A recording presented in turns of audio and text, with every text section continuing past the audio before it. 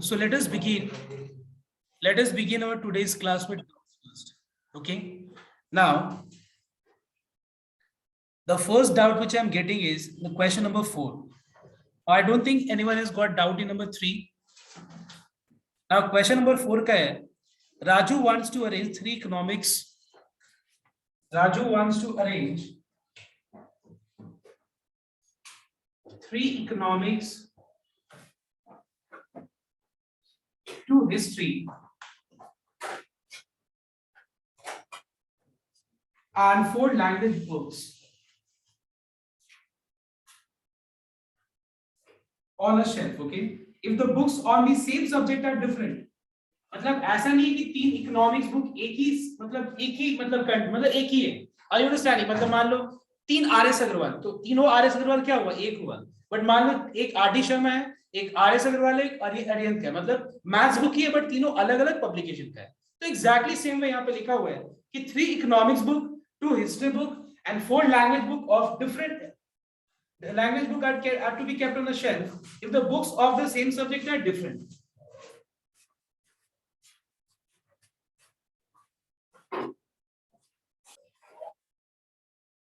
So see everyone,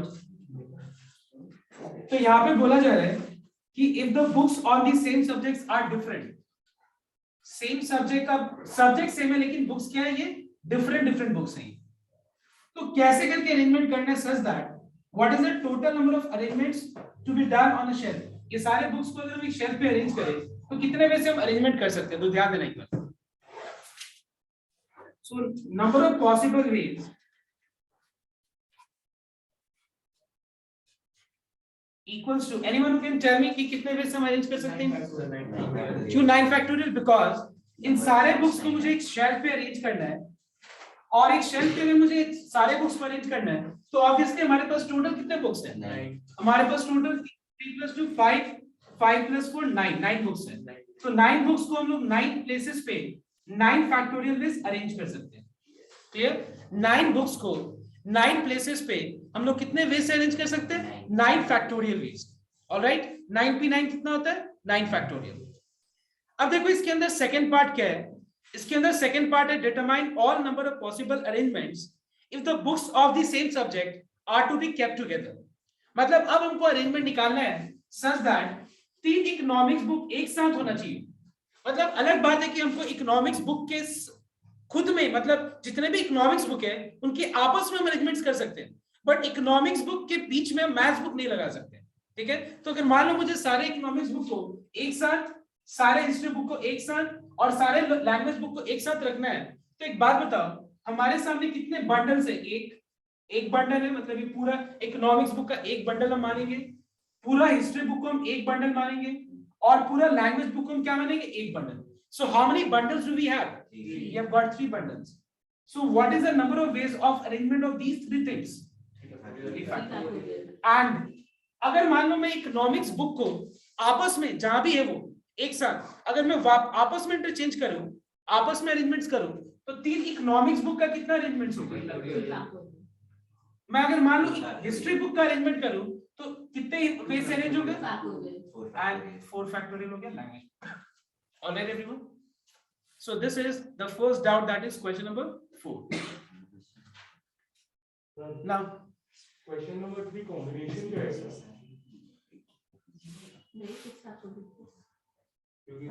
If out of 6 flags any number of flags can be shown at a time, find how many different signals बनाते वक्त obviously order of flag matter करेगा कि नहीं, कि किस order में हम flag को पोस्ट कर रहे हैं। तो ऑब्वियसली यहाँ पे अरेंजमेंट हुआ ना, यहाँ पे अरेंजमेंट मैटर कर रहा है कि नहीं, ऑर्डर मैटर कर रहा है कि नहीं। मान लो तुम्हारे हाथ में 6 फ्लैग्स है ऑफ डिफरेंट कलर, तुम्हारे हाथ में 6 फ्लैग्स है ऑल ऑफ डिफरेंट कलर, मान लो red, green, blue, yellow, orange, white, total मान लो 6 फ्लैग्स है। और मान लो यहाँ पे तुम फ्लैग्स को यूज करके सिग्नल्स बनाना चाहते हो, तो यहाँ पे हम लोग any number of flags can be used to generate signals. तो तुम एक फ्लैग को यूज करके कितने सिग्नल्स बना सकते हो? 61, मतलब 6। तुम अगर मान लो एट अ टाइम 2 फ्लैग को यूज करोगे, एट अ टाइम 2 फ्लैग मतलब रेड को पहले रखोगे और ग्रीन को बाद में, तो एक अलग सिग्नल हुआ। ग्रीन फ्लैग को पहले और रेड फ्लैग को बाद में होल्ड करोगे तो अलग सिग्नल हुआ।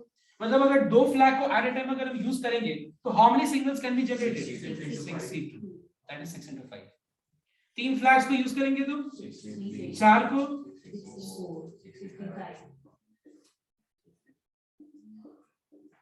Alright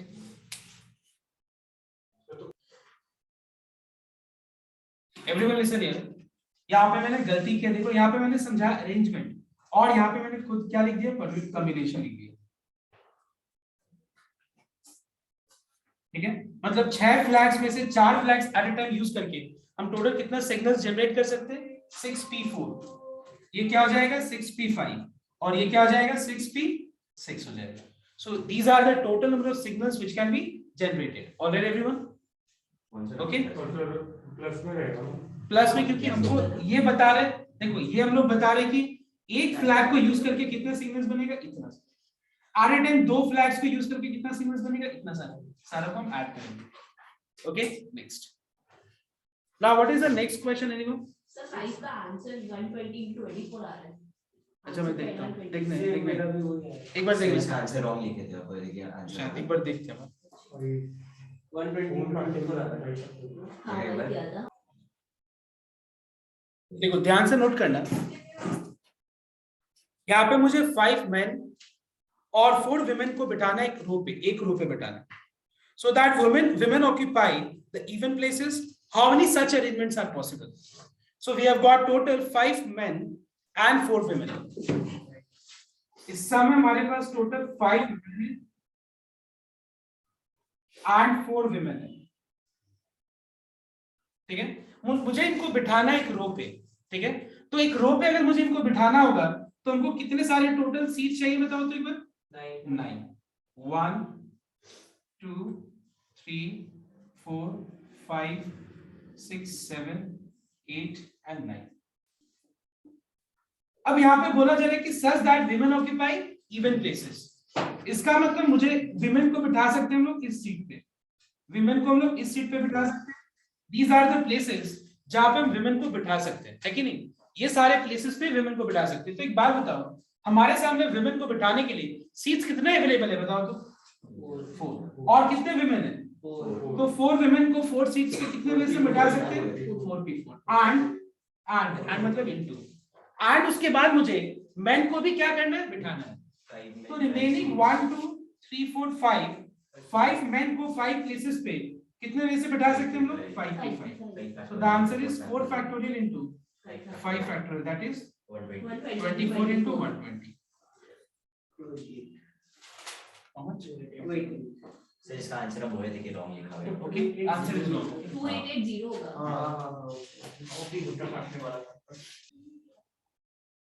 permutations now see in an examination hall there are 4 rows of chairs 4 rows है और हर एक रोज पे चेयर्स लगाया हुआ है ठीक है each row has 8 chairs one behind the other there are 2 classes appearing for the examination with 16 students in each class it is desired that in each row all students belong to the same class and no 2 adjacent rows are allotted to the same class in how many ways can there 32 students be seated तो कहने का मतलब है there are total how many rows there are total 4 rows there are total how many rows 4 rows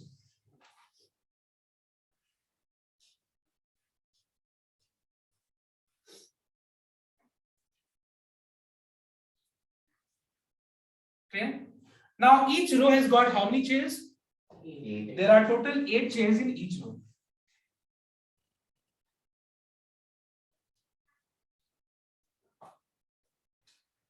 okay so same way बाकी सारे रोज में भी इसी तरह से 8 chairs allotted है one behind the other लिखा हुआ है one behind the other now in how many ways तो ये तो हो गया बात chairs का arrangement का now each row has 8 chairs हो गया one behind the other there are 2 classes appearing for the examination मान लो क्लास 11 and क्लास 12 अपीयर कर रहे हैं एग्जामिनेशन में ठीक है और ऑल टुगेदर जो है all together there are 2 classes appearing for the and 16 students in each class मतलब each class में कितने students हैं 16 so all together कितने हो गए 32 students और मुझे अरेंजमेंट ऐसे करना ध्यान देना such that एक रो पे अगर मान लो मैं क्लास 11 को बैठा रहा हूं तो उसमें क्लास 12 नहीं आना चाहिए, और दो एडजेसेंट में, समझ में आया ना, आसपास, मतलब रो और रो 1 और रो 2 आसपास में सेम क्लास को नहीं बैठाना है। तो एक बात बताओ मुझे, सबसे पहला पॉइंट कि अगर मान लो मैं यहाँ पे क्लास 11 को बैठाता हूं तो क्लास 11 को मुझे यहाँ बैठाना पड़ेगा, क्लास 12 इसकी जगह। तो मान लो अगर ये वाला सिचुएशन है, इस प्लेस पे हम कितने वे से हम अरेंजमेंट कर सकते हैं। तो सबसे पहला पॉइंट, हमारे सामने क्लास 11 को बिठाने का कितने सीट्स है बताओ तो? 16 सीट्स पे 16 स्टूडेंट्स को कितने वे से बिठा सकते हैं? 16 पे 16। एंड उसके बाद जो है ये 12 वाले इस क्लास के जो अलॉटेड रोज है उन पे क्लास 12 के स्टूडेंट्स को कितने वे से बिठा सकते हैं? तुम्हारे पास में क्लास 12 के लिए 8 सीट्स और यहाँ पे भी 8 सीट्स मिला के 16 सीट्स हो गए। 16 सीट्स पे 16 स्टूडेंट्स को कितने वे से बिठा सकते हैं? 16 पे 16। मतलब ये एक पॉसिबिलिटी है। और या तो दूसरा पॉसिबल वेज क्या है कि क्लास 12 के बच्चे को यहाँ पे और क्लास 11 के बच्चे को यहाँ पे। तो अगर हम ऐसा करते हैं तो क्लास 12 के बच्चे को बिठाने का हमारे पास कितने वेज हैं? 16 पे 16। एंड क्लास 11 के बच्चे को बिठाने का अगेन 16 पे 16 वेज। सो ये हो गया तुम्हारा 16 फैक्टोरियल का whole square, 16 factorial into 16 factorial plus 16 factorial का whole square, that is 2 into 16 factorial का whole square. Alright everyone, okay. There are 6 number 7 8 का मैं बात कर, सॉरी 7 का मैं बात कर रहा हूं, देखना एक बार। 7 नंबर ध्यान से नोट करना। There are 3 different rings. I hope you remember that part जब मैंने समझाया था letter and letter boxes. Do you remember that sum? तो एग्जाम एग्जैक्टली सेम तरीके से ये भी होगा सम। देखो ध्यान देना। देयर आर 3 डिफरेंट रिंग्स, मतलब मान लो तुम्हारे को दिया गया है 3 रिंग्स, ठीक है, और तुम्हारे को इसको पहनना है वार्निंग 4 फिंगर्स। तुमको 4 ही फिंगर्स पे इसको पहनना है। एक फिंगर में एक से ज्यादा रिंग नहीं पहन सकते हो। In how many ways can this be done? ये तो बहुत सिंपल हो गया। 3 रिंग्स है और 4 फिंगर्स पे पहनना है इसको। तो 4 प्लेसेस पे 3 चीजों को कितने में से अरेंज कर सकते हो? नंबर 8 देखना एक बार। If there are 6 periods in each working day of a school, मतलब एक स्कूल में every day 6 periods हैं, ठीक है?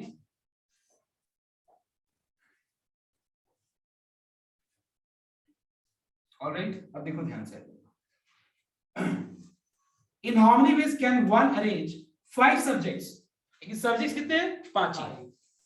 Such that each subject is allotted at least 1 period. मतलब ऐसा नहीं है कि एक दिन तुम्हारा 4 सब्जेक्ट हो और 2 सब्जेक्ट में वो 4 ही का रेपिटेशन हो और कोई एक सब्जेक्ट हो ही ना, ऐसा नहीं होना चाहिए। मतलब इन लोग ये बोल रहे हैं कि एवरी डे वो 5 सब्जेक्ट में से हर एक सब्जेक्ट कम से कम एक सब्जेक्ट तो होना ही चाहिए। Are you understanding? मतलब तुम्हारा अगर maths, physics, English, chemistry, bio और ऐसे करके फिजिकल एजुकेशन अगर है कोई 5 सब्जेक्ट, तो 5 सब्जेक्ट में तुम्हारे 5 सब्जेक्ट तो होना ही चाहिए।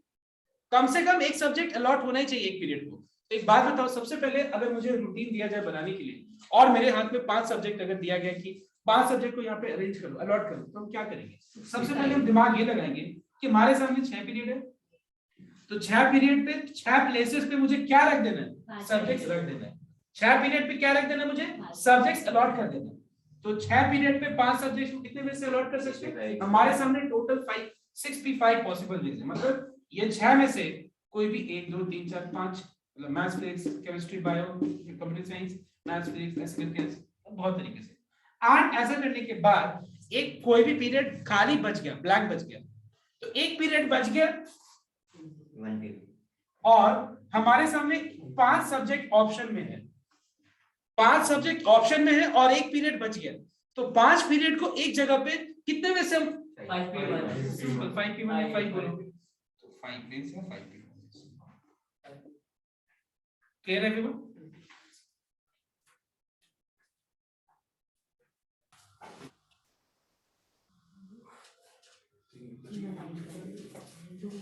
So everyone note down. So I was in question number 10. Principal wants to arrange 5 students on a platform such that the boy Salim occupies the second position and such that the girl Sita is always adjacent to girl Rita.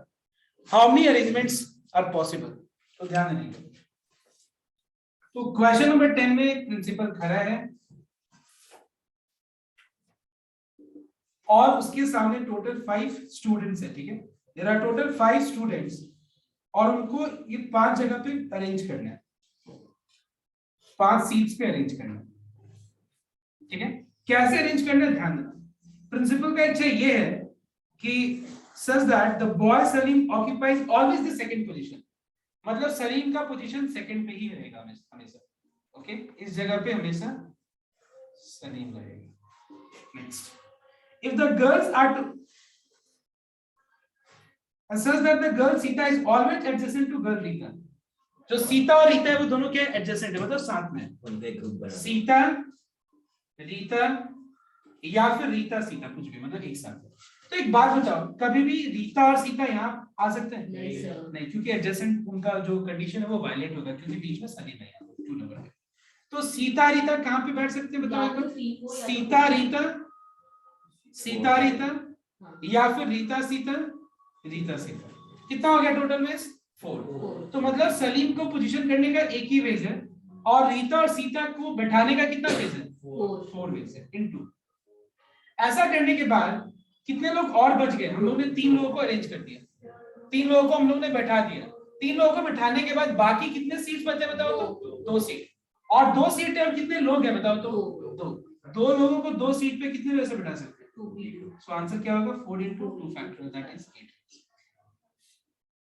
Is this clear everyone? All right, I hope it is clear. देखो फिर से मैं repeat कर रहा हूँ, सलीम का position fix है, Sita Rita 1 position पे तो बैठ नहीं सकते, मतलब सीता रीता को बिठाने का हमारे पास क्या क्या वेज है? सीता रीता 3rd 4th पे, या सीता रीता 4th 5th पे, या फिर रीता सीता, ऐसे करके। तो ये 4 वेज हो गए। और बाकी जो 2 प्लेस बचा है, तो 2 प्लेस पे 2 लोगों को कितने में से बढ़ा सकते हैं लोग? 2 वेज। तो आंसर हो जाएगा 8 वेज। ओके, इसके बाद नेक्स्ट क्वेश्चन क्या है?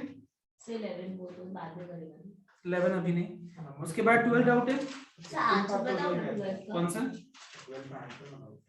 12 का आंसर 16 factorial कैसे है? Sir 7 factorial into 2 factorial into 18 factorial होना चाहिए। 16 ही होगा, 6 होगा। देखना एक बार ध्यान से, क्वेश्चन नंबर 12 देखना एक बार।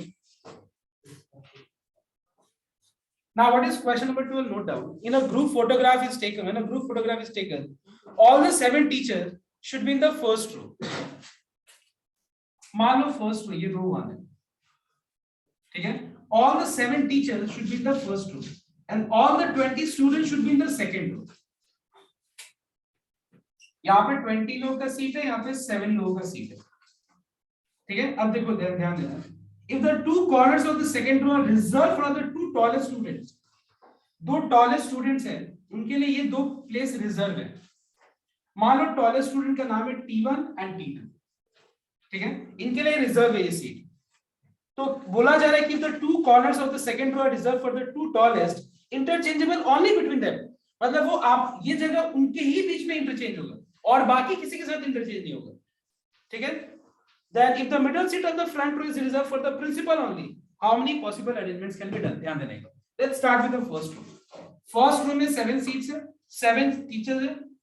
7 teachers में क्या है कि 6 teachers है और यहाँ पे एक्चुअली मेंशन ये बट स्पेसिफाई करना चाहिए था इस क्वेश्चन में, ये भूल हो गया मेरे से, इसमें लिखना चाहिए था कि 7 teachers include 1 principal, ठीक है, ये होना चाहिए था इस क्वेश्चन में, क्योंकि अगर ना वो मेंशन हो तब तो ऑब्वियसली हम लोग इसको यही मानेंगे ना कि वो प्रिंसिपल अलग है, ठीक है।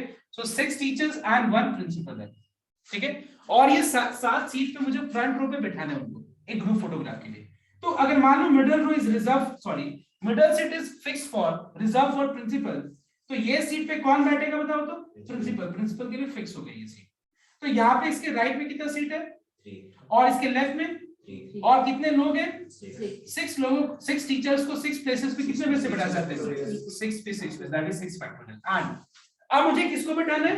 स्टूडेंट्स को बैठाना है, क्योंकि मुझे ग्रुप फोटोग्राफ लेना है टीचर्स एंड स्टूडेंट्स का। टीचर्स एंड मतलब मुझे या तो टीचर्स का या फिर स्टूडेंट का नहीं लेना है, टीचर्स एंड स्टूडेंट दोनों का लेना है। अब स्टूडेंट का लेते वक्त देखो एक बार ध्यान से, 20 सीट में जो एक्सट्रीम जो लेफ्ट और राइट है वो सीट किसके लिए रिजर्व है? एकदम टॉलेस्ट स्टूडेंट के लिए, और उनके बीच में आपस में इंटरचेंज होगा। ये प्लेसेस आपस में उनके बीच में इंटरचेंज होगा, लेकिन किसी और के साथ इंटरचेंज नहीं होगा।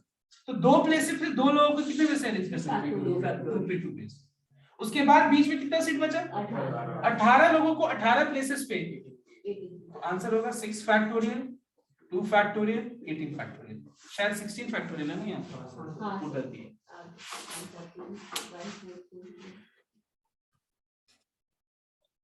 Now listen here, 30 number. See, a table has 7 seats. Table has 7 seats, 4 being on one side facing the window and 3 being on the opposite side. ठीक है, तो ध्यान देना एक बार, टेबल कितने सीट्स का टेबल है? मतलब 7 सीट्स का टेबल है। मतलब अटैच्ड होता है ना, पूरा अटैच्ड होता है, मतलब पूरा एक टेबल है बड़ा सा, अटैच्ड है। 4 सीट एक तरफ से लगा हुआ है जो विंडो को फेस कर रहे हैं, और 3 सीट लगा हुआ है जो विंडो को फेस नहीं कर रहा है।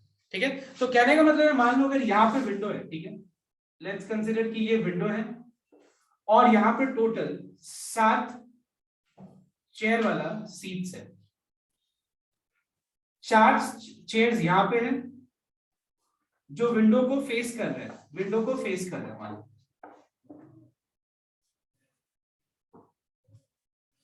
ठीक है,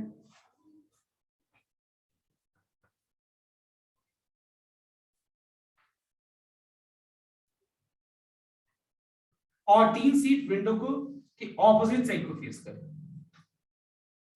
ठीक है, देखना,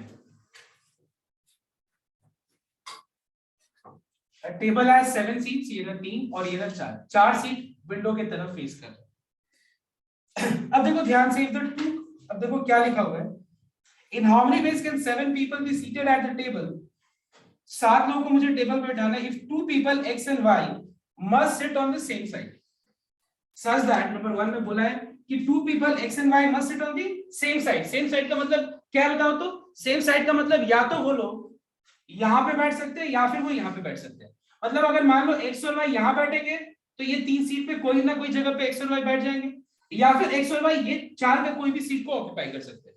So let us consider a situation where x and y will occupy any 2 seat out of the 3. तो मान लो 2 सीट यहाँ पे अगर कोई भी ऑक्यूपाई करते हैं तो 3 सीट्स पे 2 लोगों को कितने में से बैठा सकते हैं? 3p2। एंड उसके बाद क्या करेंगे, मान लो x और y ये 3 में से कोई 2 पे बैठ गया तो कितना सीट बचा यहाँ पे? 4, और यहाँ पे 1, मिला के 5 हो गया। 5 सीट पे 5 लोगों को 5p5 बिठा सकते। उसके बाद क्या होगा नेक्स्ट? अगर मान लो x एंड y यहाँ पे बैठता है तो ये 4 सीट पे से 2 सीट ऑक्यूपाई करने का कितना वेज है? 4p2। ऐसा करने के बाद यहाँ पे 3 और यहाँ पे कोई 1 बच गया है। 5 प्लेसेस पे 5 लोगों को हम 5p5 अरेंज कर सकते हैं। ठीक है, ये हो गया एक पहला नंबर क्वेश्चन। सेकंड नंबर क्या देखना एक बार, x and y must sit on the opposite sides. Opposite sides का मतलब क्या हुआ?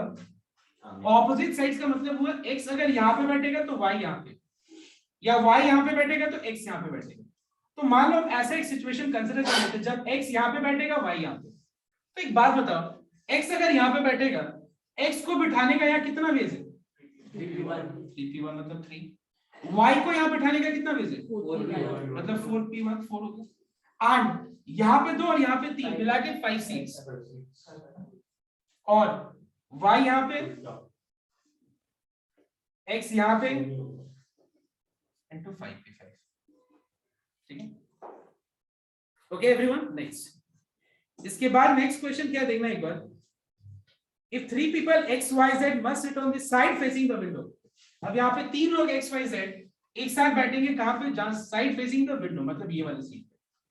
तो अगर मान लो क्वेश्चन ये है कि 4 सीट पे 3 लोगों को अगर मुझे बिठाना है, 4 सीट पे 3 लोगों को कितने में से बैठा सकते हैं? 4p3 and remaining 4p।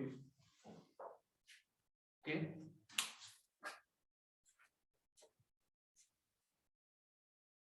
everyone just listen here. 10 different books are arranged on a shelf.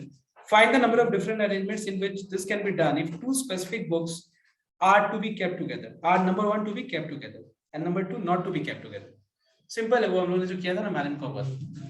तो यहाँ पे लिखा जा रहा है कि number there are total 10 books।